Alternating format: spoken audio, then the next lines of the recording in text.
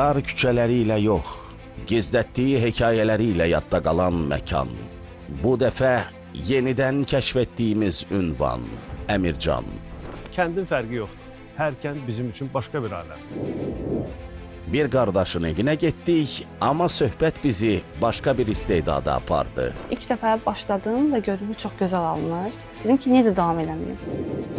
Musiqi yenə yolumuza çıxdı.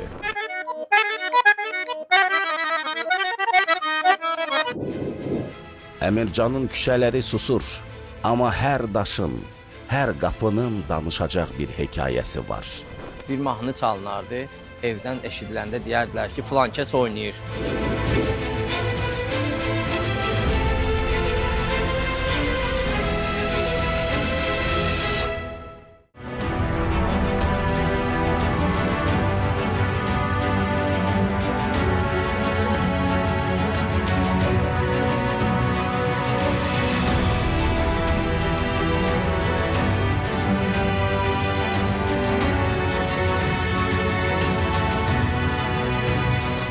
Keçən həftə ardı var demişdim. Sözümüz sözdür. Yenə buradayım. Keçən həftəyə nəzər salaq görək nələr yaşanır. Hər keçən həftə maraqlıdır. Kəndin fərqi yoxdur. Hər kənd bizim üçün başqa bir aləm. Əsas odur ki, mən gəzirəm və sizinlə birlikdə öyrənirik.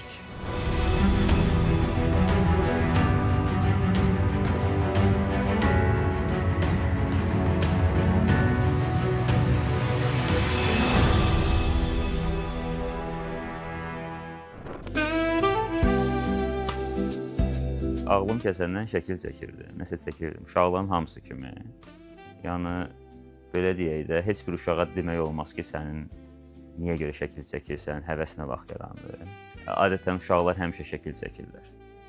İnsan elə qurulub ki, çəkməklə, məsələn, uşaq var ki, danışmır, uşaq var susur, uşaq var insanlardan kənara çəkilir. Amma mən görməmişəm ki, elə bir uşaq olsun, şəkil çəkməsin, nəsə çəkməsin, cızma-qara eləsin. Sadəcə o biz böyüdükcə başqa problemlər yaranır, məktəbə gedirik. Biz elə bir individuallığımızdan çıxırıq, müəllimlər bizə nəsə öyrətmək istəyəndə özümüzü unuduruq sanki. Rəssamlar sadəcə bu həmin uşaqlıqlarını davam elətdirirlər. Yəni ki, yetkin yaşlardan çəkirlər və sonra cəmiyyət bəlkə onlara ad qoyur ki, rəssamsın. 40 yaşdan sonra hiss elədim ki, kətanla mənim aramda heç nə yoxdur. Bir kətan var, bir mən varam. Ondan qabaq, nə bilim, mənim ambisiyalarım ola bilsin olub, qazanc həvəsim olub. Məsələn, iş işləyəndə adətən rəssamlar fikirləşir ki, bunun satışı necə olacaq. Yəni, gənclik illərində bunların hamısı rəssamla kətan arasında rəssamın ifadəsinin səmimi olmağına mane olur həmişə. 40 yaşdan sonra insan təmizlənir, hər halda məndə belə olub. İndi kətanla mənim aramda səmimiyyətdən başqa heç nə yoxdur.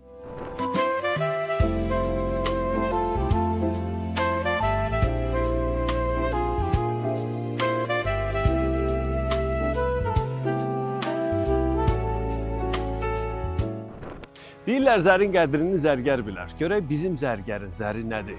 Gedək birlikdə baxaq. Mənim də almaq istədiyim bir-iki şey var. Odur ki, vaxt itirmirəm.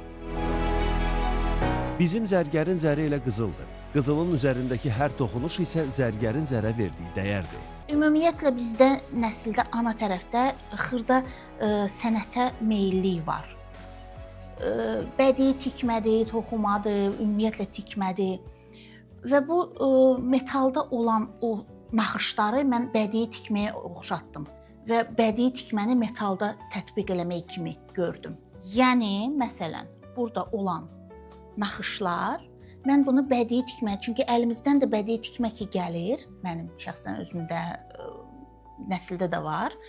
Bədii tikmək ki bacarığımız var və bu metalda olan bədii tikmək mənə çox cəzb elədi. Və bunu öyrənmək qərarına gəldim.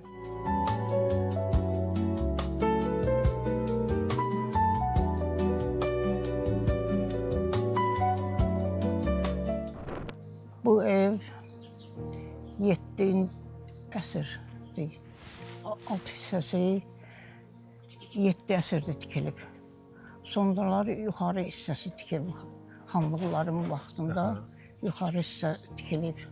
Alt hissə Əmir Nizaməddinin mülkü olur. Sonra da onun yanında məscid tikilir. O Əmir Nizaməddini o vaxt dövrdə olan Şirvanşah onu bura əmir həcc təyin edib. O vaxtlar 7-ci əsrdə Məkkəyə getməkdən ötürü bütün dairələrdən, Abşeron ətrafından əhali, həccə gedən adamlar gəlib buradan yola düşürdülər. Əmir Hac onları həccə aparırdı. Qaydanda da Hacı Qabul deyilən rayonda, Hacı Qabulda bunlar vidalaşıb, görüşüb, hər kəsən öz məkanına gedirdi. O vaxtdan məscid həccə gedən bir məkan kimi təyin olunub. Həccə buradan yola düşüb, gedib gəlirdilər kanunlar vasitəsilə. Bəzi insanlar da olduqları coğrafiyanın taleyini yazırlar. 1794-cü ildə məhz bu kənddə qədim Xilədə dünyaya göz açan Abbasqulu Ağa şərq poeziyasında və elmində qüdsi təxəllüsü ilə müqəddəs bir iz qoydu. O qələmini sadəcə kağıza deyil, xalqın yaddaşına köçürdü. Bugün bir daha şahid olduq ki, zaman keçsə də bəzi məkanların ruhu və gələcəyə ötürdüyü mesaj heç vaxt dəyişmir. Çünki Əmircan sadəcə tarixin qorunduğu yer deyil, tarixin özüdür.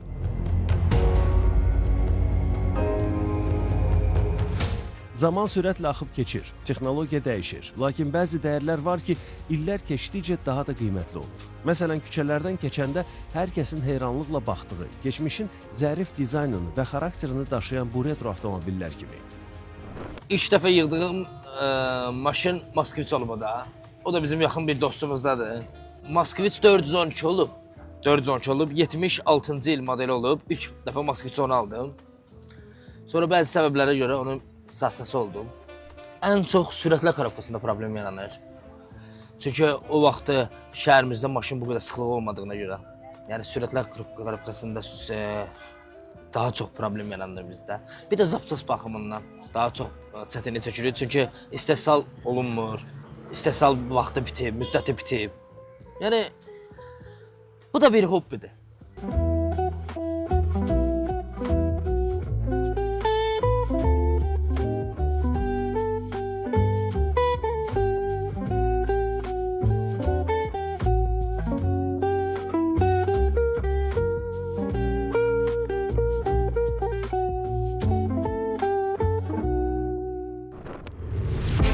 Dar küçələri ilə yox, gizlətdiyi hekayələri ilə yadda qalan məkan.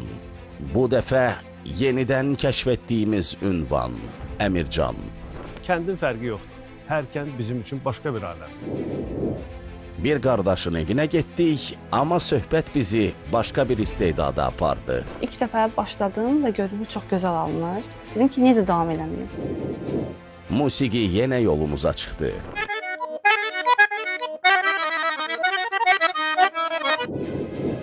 Əmircanın küçələri susur, amma hər daşın, hər qapının danışacaq bir hekayəsi var. Bir mahnı çalınardı, evdən eşidiləndə deyərdilər ki, filan kəs oynayır.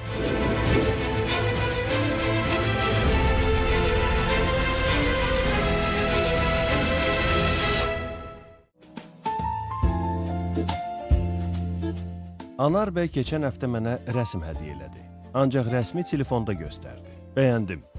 Rəsm yanında deyildi. Qardaşının evində olduğunu dedi. Bu həftə ilk işim Anar bəyin qardaşının evinə getmək oldu. Keçən gəlişimdə tanış olduğum Sənan qardaşın yanına. Məni ünvana çatdırmağını xahiş elədim. Sağ olsun, qəbul elədi. Qonağın evinə retro maşınla getmək də var imiş. Yolda kənd haqqında bol-bol söhbət elədik. Ətraflı danışdıq. Hələ üstəlik maşını mən sürdüm. Fərqli hiss idi.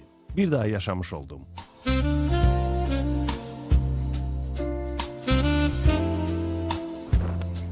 Kənddə daha mı tanıyır, hə? Maşallah, hə. Maşına görə tanıyırlar yoxsa? Həm maşına görə, həm maşından çox özümüzə görə. Hə. Neçəyə düşürürsən bunu? Bu 2 ildir məndədir. Hə. Belədir ki, ancaq elə ağlımız kəsəndən həyətdə Moskvich. Babam. Atam yox, atam Yəni o qədər həvəsli oldu. 2 il bundan qabaq bilə-bilə getdim Moskvich aldım. 2 il bundan qabaq Moskvichlərim olub. Hə, olub. Almışam, təmir eləmişəm. Dost qardaş olub demiş, sat mənə, atqaz eləmişik, vermişik. İndi bunu istəyən yoxdur. Bunu söz Şuşaya gedəndə, gedib gələndə Şuşa tədbirimiz var idi. Dedim, əgər məni yolda qoymasam, satmasam sana. Aha, qoymadı. Qoymadı. Dedim, elə nə qədər ömrüm var, mənəsən. Özün baxırsan da, Hər bir şey, hər bir şey. Motor, karabka. Kənddə belə şey baxmırlar sənə ki, imkanın var başqa maşın almağa, bu nə? Bəzən olur, o söhbətlər olur. Olur. Çox vaxt deyirlər ki, bəs başqa maşınlar, deyirəm, sürürəm də. Bu da aparır, o da aparır. Yox, baxmadı, indi bu biraz köhnədir də. Amma bunu sürəndə qayıdır köhnələrə də, Hə. köhnə vaxtlara da. Yolun qırağında kimsə ayaqla gedəndə Hə. saxlayırdı. Buyur gəl otur yol üstündə. Təzələrdə indi yox deyir. Heç kim deyir batmasın Deyirsən, maşına. deyirsən maşına görədir o, yoxsa insanlara görədir? Vallahi mən deyərdim ki, hər ikisi də rol oynayırlar. Adam var deyir maşında adam otursun batmasın. Maşın batar da. Maşın batar, yollar təmizlənər. Belə kim istəsə dostdan, tanışdan maşını verirsən, sürsün. Verirəm. Xeyir işsad olanda. Açar üstündə. Ver Həyətimin də sürüm. qapısı. Gəl. Gəl.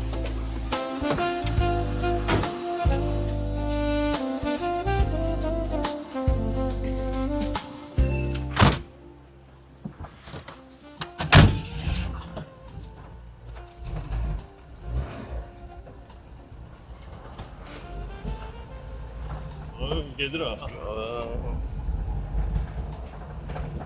Moskvişlərin torumuzları biraz. Vakuum yoxdur da. Zavod necədir, istehsalı elə də qalıb. Mən Şuşanın bu cürünə düşdüm. O Perivalı Zəfər yolunda. Bax bu torumuzdan düşmüşəm. Oğuz.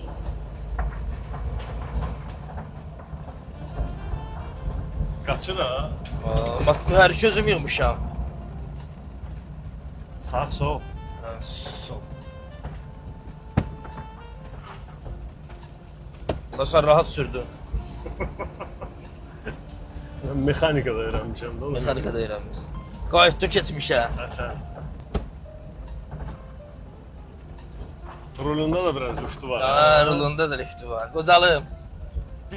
Biraz. Tanışırsa yoxundur, ver yıxsınlar da. Elədir ki, papaqçının deyir, svabı baxılmaz da. Hava deyəm. Adamı sür. Kətdə usta hamı tanıyır, yol verir. Bir Sağ olsun. torumuzu yoxdur, hə? Sağ hamı bilir.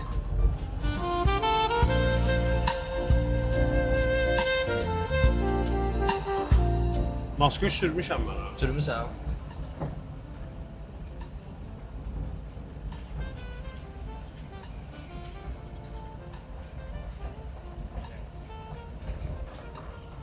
Sür, yol verəcək sənə. Bilir. Hə.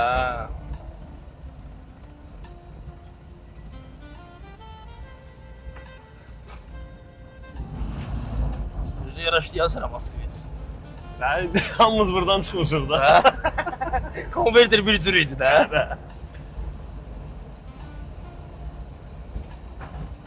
Mən 31 sürmüşəm. 31 də yaşadı da. Yekədir. Özü çox sürmüşəm, bir 6 ay sürmüşəm 31.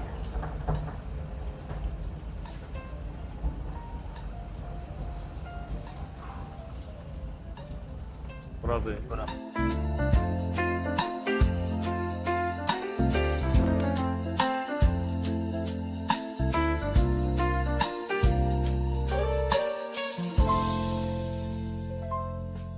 Nigar xanım bizə qapısını açdı. Sənətkarın düzəltdiyi hər bir şey onun uşağı kimidir. Nigar xanım da öz uşaqları ilə bizi tanış elədi. Bu əl işlərinin öz hekayəsi var. Ev sahibi bizə onları da danışdı.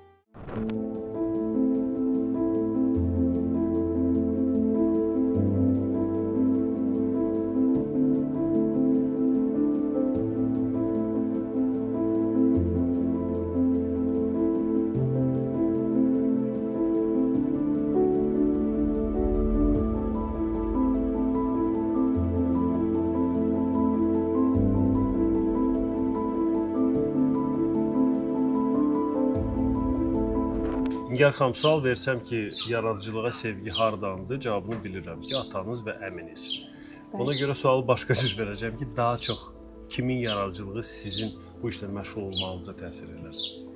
Daha çox uşaqdan əslində cızma qaralar eləyirdim. Zaman keçdikcə gördüm ki, həvəsim var. atamın, ən çox da əmimin işlərinə ilhamlanaraq. Ən çox əminin Ən işləri. çox əminin. Çünki çox rəngarəngdir. Ona görə həvəslənirdim mən də. Ondan ilham alaraq belə bir iş ərsəyə gətirdim.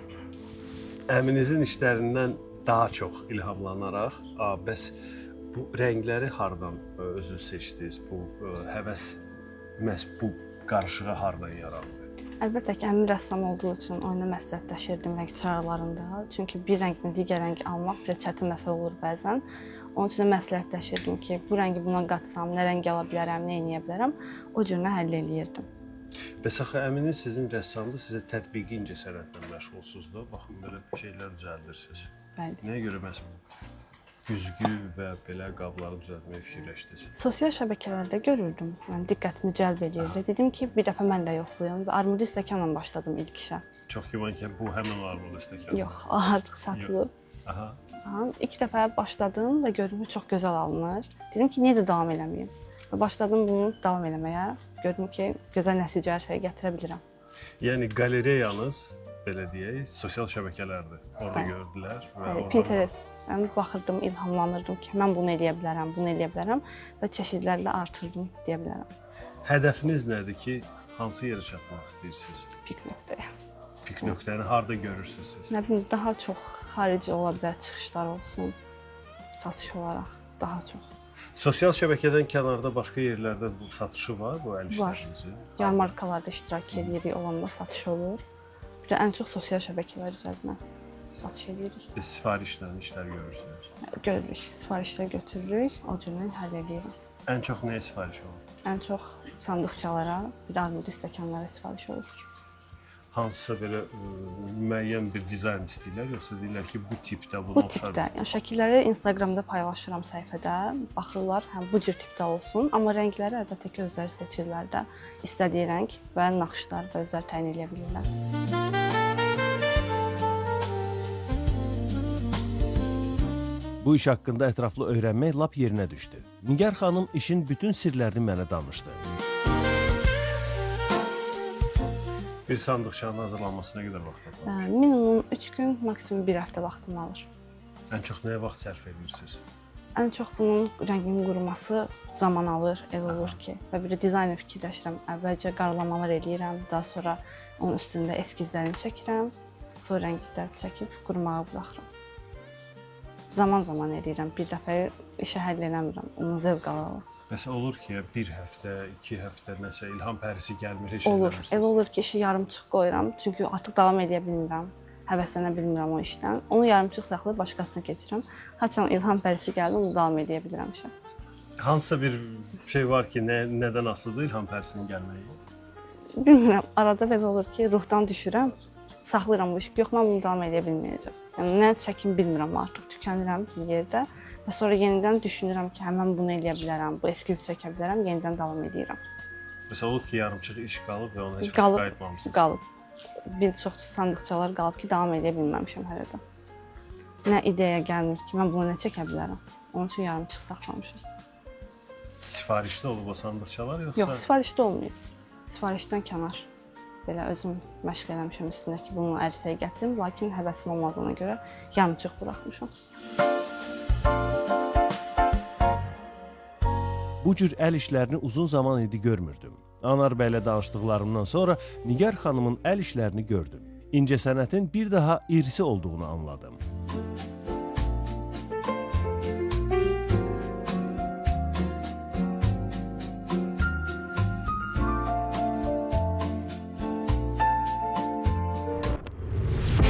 Dar küçələri ilə yox, gizlətdiyi hekayələri ilə yadda qalan məkan. Bu dəfə yenidən kəşf etdiyimiz ünvan Əmircan. Kəndin fərqi yoxdur. Hər kənd bizim üçün başqa bir aləm. Musiqi yenə yolumuza çıxdı.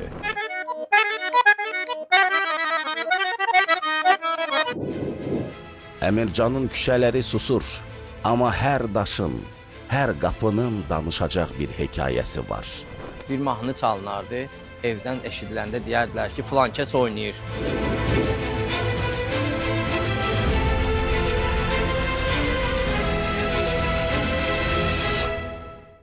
Deyirəm bu məqamda musiqi lap sümüyə işləyir. Adamın yorğunluğunu alır. Musiqisiz yekunlaşdırmaq olmaz bu həftəni.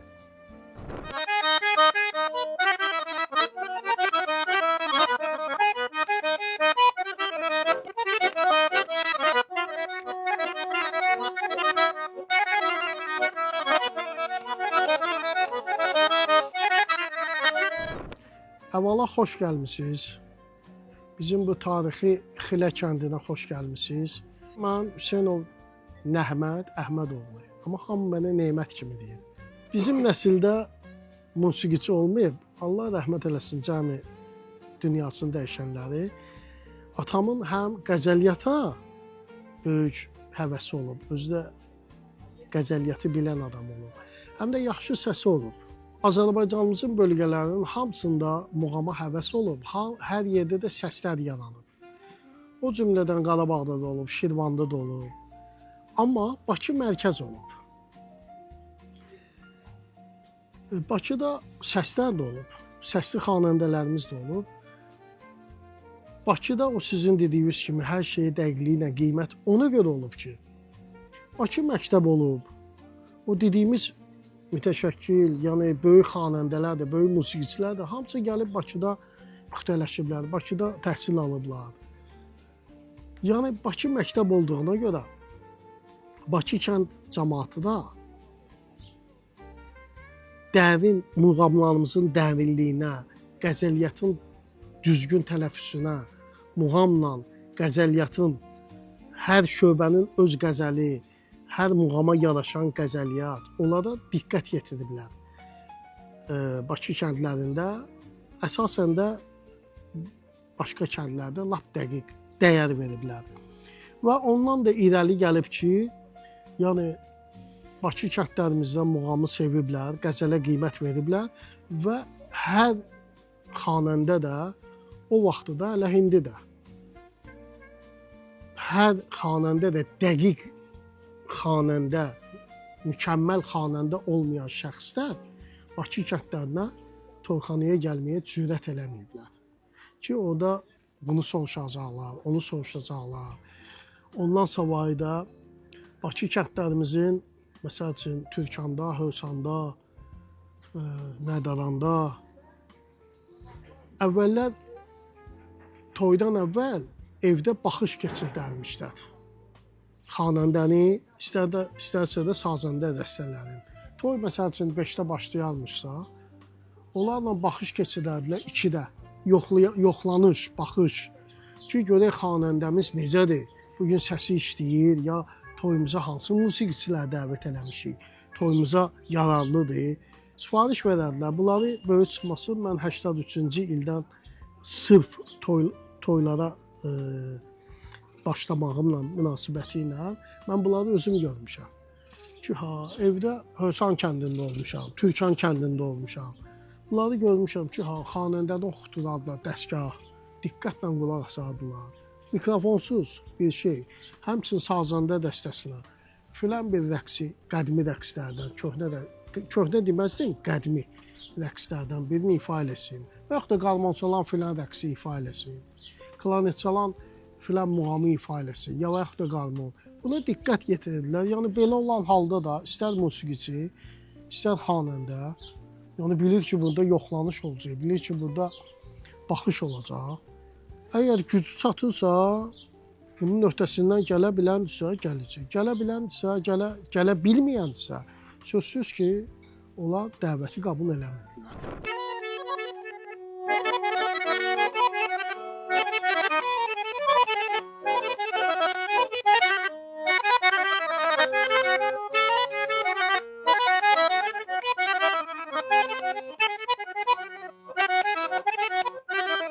Əvvəla onu deyim ki, bu alətdə bütün muğamları ifa eləmək olur.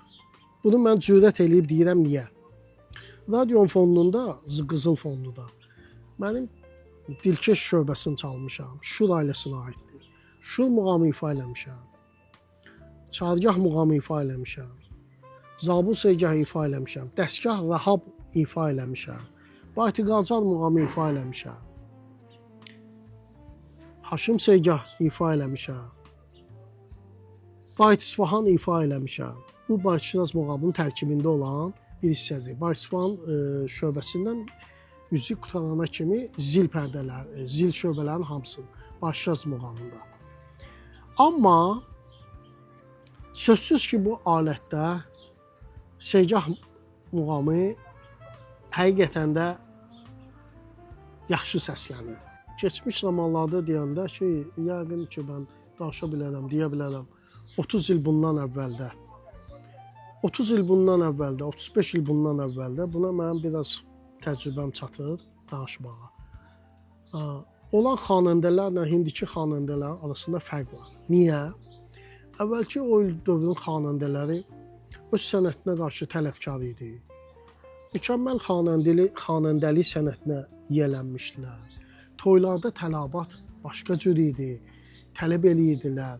Dəqiq oxumağı, qəzəllərin dəqiq söylənilməsin. Ona görə də məcbur idilər muğamımızı dəqiq öyrənsinlər. Və sözsüz ki, mükəmməl xanəndəni müşahidə eləyəndə adətən xanəndəni tar-kamaça müşahidə eləyir, amma elə toylar olub ki, görürsən ki, Qarmon da bu, necə deyərlər, komandaya qoşulub, müşahidə eləyir, bu rəngarəngliyi gətirir, toyxanada biraz da səs, qulaq dəyişir, zövq dəyişir, tamaşaçılar yorulmur və gəlib sizin sözünüzün qüvvəti keçmişlə hindi, hindikilərdən ki, o tələbat ki, yoxdur deyənə, indikilər muğamlarımızı çox dəqiqliyi ilə təzə xanəndələrdən çox dəqiqliyinə varmırlar və heç oturub ona görə də onları müşahidə eləmək biraz adamın ürəyici olmur. Amma cavan xanəndələrimiz də var ki, mükəmməl xanəndədirlər.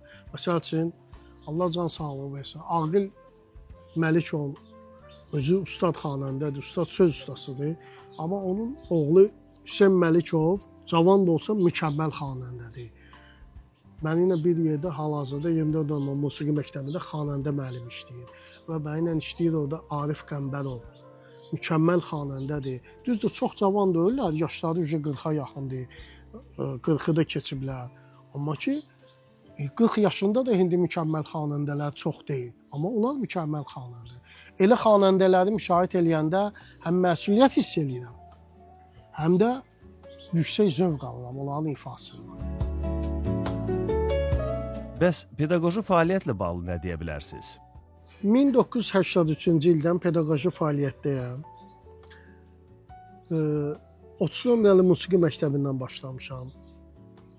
83-cü ildən 95-ci ilə qədər ixtisas muğam dərsi, 95-dən 2011-ci ilə qədər Asif Zeynallı adına musiqi kollecində, 2011-ci ildən də hal-hazırda bugünkü günə qədər Binə qəsəbəsində 24 nömrəli 11 illik musiqi məktəbində pedaqoji fəaliyyətlə məşğulam, qarmon müəllimi sinifi üzrə. İndiki tələbələrdən həvəs göstərənlər də var sənətə. Sənəti düzgün öyrənmək istəyənlər də var. Amma biraz, necə deyərlər, dəqiqliyinə gedməyənlər də var. Yəni, bunlar kim ki dəqiqliyinə gedmir, sonra gələcəkdə biraz çətinlik çəkir. Milli musiqimizin dərindən öyrənmək istəmirlər. Yəni, not ixtisas dərsini dərindən öyrənmək istəmirlər.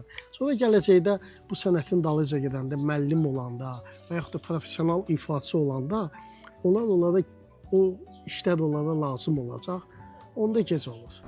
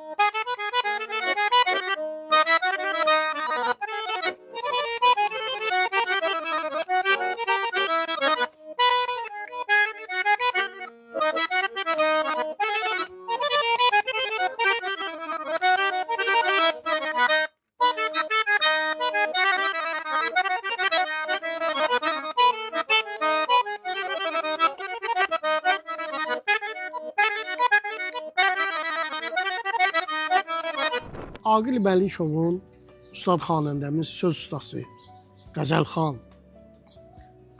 Onun yubileyi oldu Heydər Əliyev sarayında. Çox gözəl, çox belə səviyyəli bir tədbir idi. İndi adətən orada ailəsi də iştirak edib, dostları, böyük sənət ustaları. Hamısı tədbir qutarandan sonra yığışıb gedirlər. Elə oldu ki, bir mən qaldım Aqil müəllimin yanında, bir də Aqil müəllim. Daha indi gözlədim sona kimi də. O dediyiniz kimi bir məzəli nə əhvalat olub, onu deyim. O bədayətən beynimə bir fikir gəldi ki, hamı qutarandan sonra dedim, Hacı, bu da axırı. O uzaq sahillərdə kinosunda Mixailo Çardaqda deyir. Bu bir gülüşə səbəb oldu. Yəni bir maraqlı bir səbəb oldu da, maraqlı bir əhvalat oldu.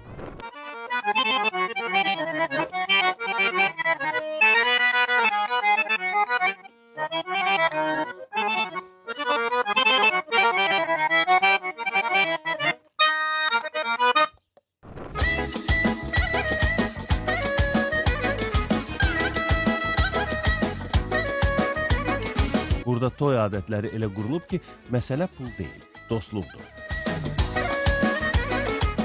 Toy adətlərimiz çox gözəldir.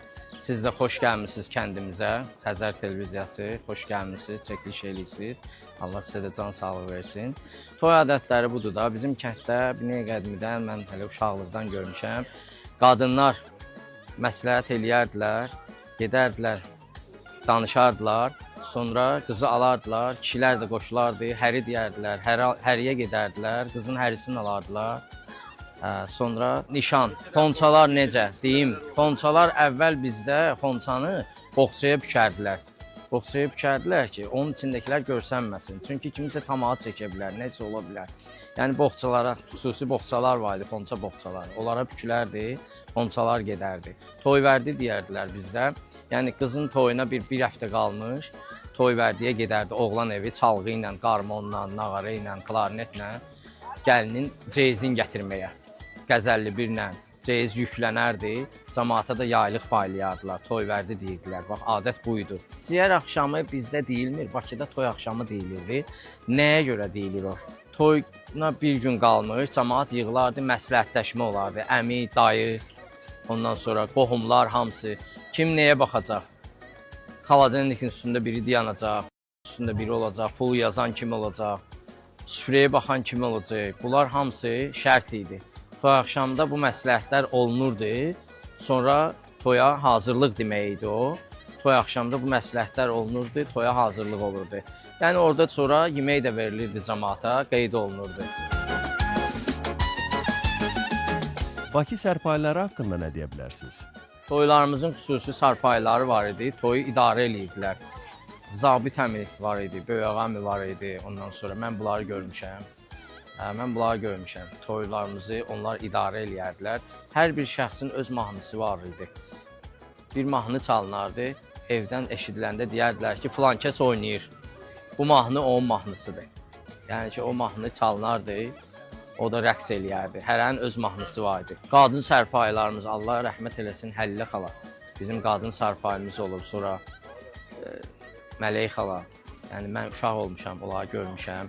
Toy qabağı hamısına noğul paylayardılar. Cəmaata bəyan eləyərdilər ki, filan kəsin toyudur. Ki, el toyudur, hamı gələrdi. Saat 10-da 11-də bəy tərifi olurdu. Bəy tərifində sağ diş, sol diş olardı. Onların da xüsusi hədiyyəsi olurdu. Bəy sağ dişin, sol dişin hədiyyəri olardı. Bəyin xonçası qurulardı. Bəyin duxusu paylanır. O indi də var. Bəyin xonçası gəlir, xonçasında duxusu gəlir. Bütün cəmaata o duxu vurulardı. Paylanardı, xonçası da cəmaata paylanardı bəyin. Bəy xonçası, bəy tərifi olurdu. İndi də var, o itməyib. Sonra Qurban Bayramı ərəfəsində gəlinin evinə qoyun aparırdılar. Qoyunu qəşəng bezləyirdilər, xınalayırdılar. Qurban Bayramında gəlinin evinə qurbanlıq gedirdi. hamısı cəmaət, qohum, əqrəbəsi bəyin qurbanlıq aparardı. O vaxt ləzzət yaxşı idi, çox yaxşı idi. Bizə xoş gəlirdi. Səmimi idi, hamı səmimi idi, çox gözəl idi, çox adətlər yaxşı idi. Şükür, Bakı kəndlərində, şükür bizim Xilə kəndində də bu adətlər qalıb. Köhnə adət-ənənələrdən gəlin öz evini görməzdi. Toy gecəsi gedib öz evini görərdi. Gəlinin anası bəyin evinə getməzdi. Bunlar var idi. Qız evi, oğlan evinin toyuna gedəndə kişilər gedərdi. Bir küncdə qıraqda oturardı ki, bunları görməsinlər. Bunlar qız evidir, abırhaya var idi. Qız evidir. Yerdilər çörəklərini, pul salardılar, tez aradan çıxardılar, gələrdilər. Onda hamı evlənirdi, xoşbəxtlik üçün, ailə qururdular ki, mən bu insana ərə gedirəm, ya bu oğlanı, bu qızı almışam, axıracan bir yastıqda qocalmalıyıq. Hər bir sözlərin bir-birinin bağazından keçirdi, udurdular. Heç nəsiz bir-biri ilə münaqişə yaratmırdılar. Amma indi bir kəlmə sözə görə boşanırlar. Bu düzgün deyil. Bu şey yox idi. Çünki məhkəməyə düşməmiş ağsaqqal sözü var idi, ağbirsey sözü var idi. Bir kəlmə ağsaqqal istəyir o tərəfdən, istəyir bu tərəfdən. Sözünü deyərdi, cavanları başa salardı ki, yol budur. Adam heç nəyin üstündə ev dağıtmaz.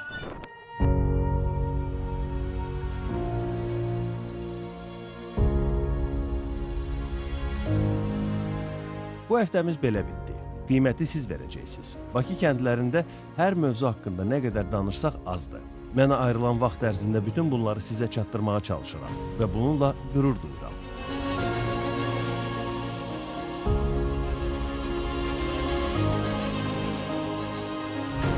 Əmircan kəndi ilə hələlik sağollaşıram. Ancaq məni bilmək olmaz. Əgər darıxsam, yenidən gələcəm. Darıxacağımı da bilirəm. Elə buna görə də hələlik deyirəm.